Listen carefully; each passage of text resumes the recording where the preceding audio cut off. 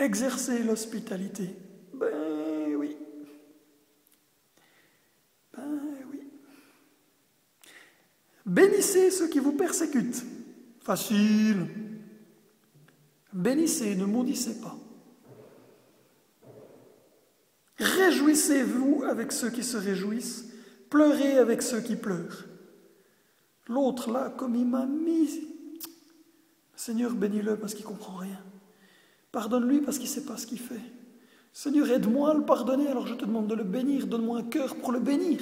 Pourquoi pas, oui, pourquoi pas. Bénis ton prochain. Ça prendra du temps peut-être jusqu'à ce qu'on y arrive dans certains cas.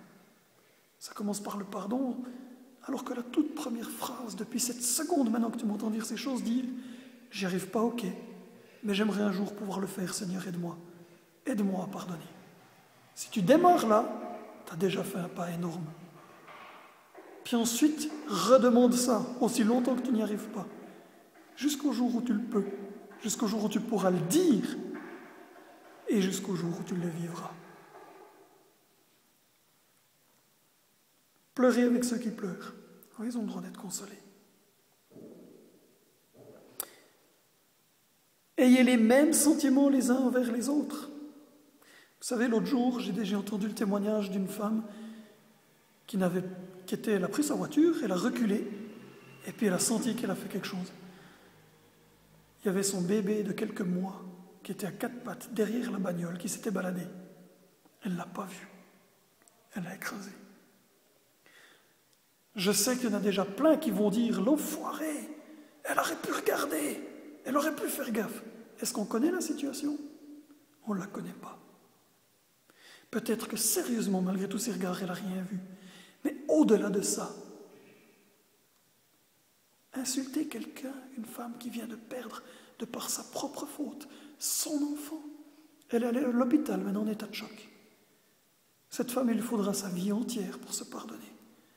Mais je crois qu'au lieu de critiquer en insultant l'autre, peut-être que dans la souffrance qu'il vit ou qui a été engendrée, on puisse reconnaître qu'est-ce qu'il en est et que l'on puisse se tenir aux côtés de celui qui souffre.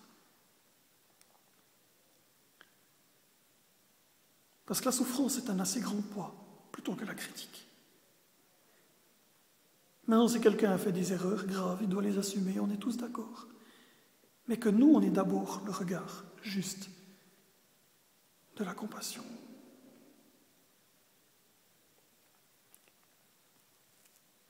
Ayez les mêmes sentiments les uns envers les autres, verset 16. N'aspirez pas à ce qui est élevé, mais laissez-vous attirer par ce qui est humble. Je veux être le plus grand évangéliste du monde. 2 claques que tu mérites. Non. Tu es appelé à être évangéliste, sois-le, c'est tout. Reconnais que tu l'es, fais-le bien. Je suis le plus grand prophète de la région, tout le monde vient vers moi. 2 claques. Tu es prophète et les gens viennent vers toi, bénis l'Éternel. Et demande-lui qu'il t'aide à ne jamais t'égarer dans les paroles que tu reçois. Et sois toujours à l'écoute. Sois même prêt à être remis en question. N'aspire pas à ce qui est élevé. Jésus l'a dit à ses disciples, vous voulez être grand dans le royaume, alors soyez serviteurs de tous ceux qui vous entourent. Ah ouais. Laissez-vous attirer par ce qui est humble. Ne va pas dire, je viens, j'ai des paroles à donner. Peut-être, au pire, sois invité. Puis là, tu donnes. Puis il y a des fois, Dieu nous pousse dans des endroits, c'est vrai. Dieu nous connaît. Puis Dieu va dire, va parler là. C'est vrai, c'est possible.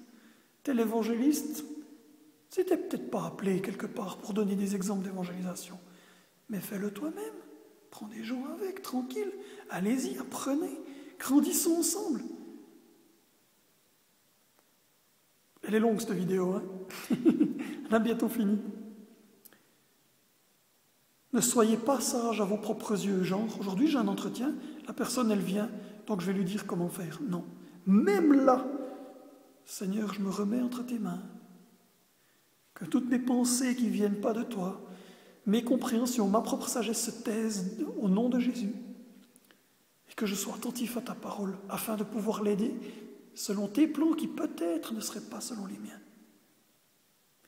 Vous comprenez la nuance? Toujours être à l'écoute et disponible pour l'autre, en sachant qu'on peut apprendre, on n'est pas encore au paradis. Ne rendez à personne le mal par le mal. Recherchez ce qui est bien devant tous les hommes, devant tous. Devant tous, recherche ce qui est bien. S'il est possible, autant que cela dépend de vous, soyez en paix avec tous les hommes. Ne vous vengez pas vous-même. Bien-aimés, laissez agir la colère, car il est écrit « À moi la vengeance, à moi la rétribution ». Imagine une seconde que l'autre s'y fait l'erreur. Est-ce que tu serais d'accord de le voir en enfer? Sérieusement. Si c'est oui, au moins tu es honnête.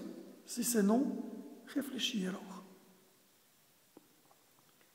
Seigneur, à toi la vengeance, à toi la rétribution, à toi la colère, pas à moi. Et si cette colère l'amène à se détourner de ses mauvaises voies et de revenir à toi, que ce soit une bénédiction énorme. S'il te plaît, agis. Des fois, on ne comprend pas.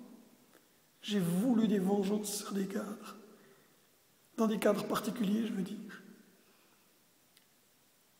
J'attends toujours, mais aujourd'hui, je suis en paix et je m'en fiche. Dieu, il sait ce qu'il fait. Mais au moins, moi, j'ai retrouvé la paix. J'ai pu pardonner, j'ai pu aimer. Je suis en paix. Si Dieu veut juger, il jugera. C'est plus mon problème. Ça prend du temps. Ça prend du temps.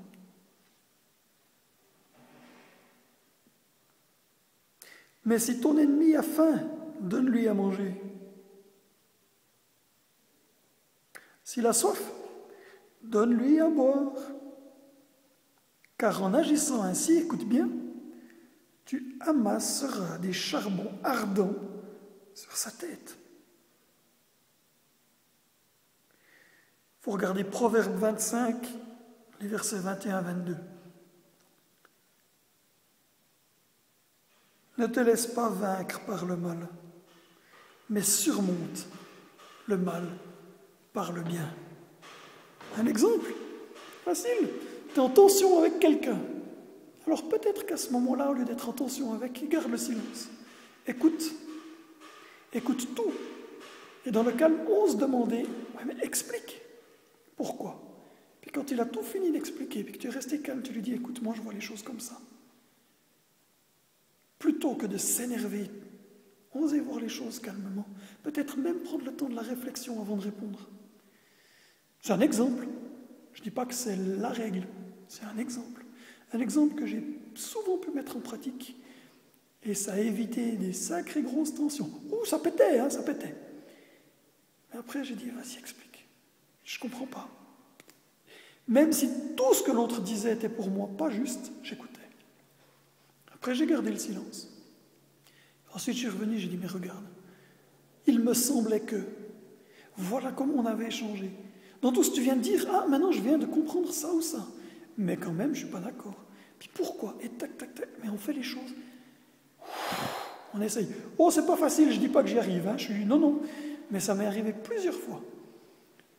La vie pratique en Dieu, c'est un apprentissage de tous les jours.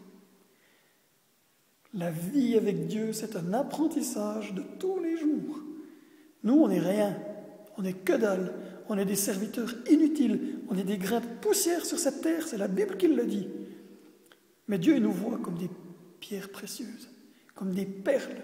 Il nous voit comme étant saints, comme étant son corps, ceux qui le représentent. Nous sommes ses ambassadeurs. C'est la Bible qui le dit. Alors qu'on ne s'élève pas nous-mêmes par je ne sais pas quelle voie. Ça vaut que dalle, ça ne sert à rien. Et surtout, ça empêche que Dieu puisse nous utiliser. Restons dans l'humilité. Moi, le premier. Ok? Relisez ce temps maintenant, quand on le lit d'un seul, sans explication.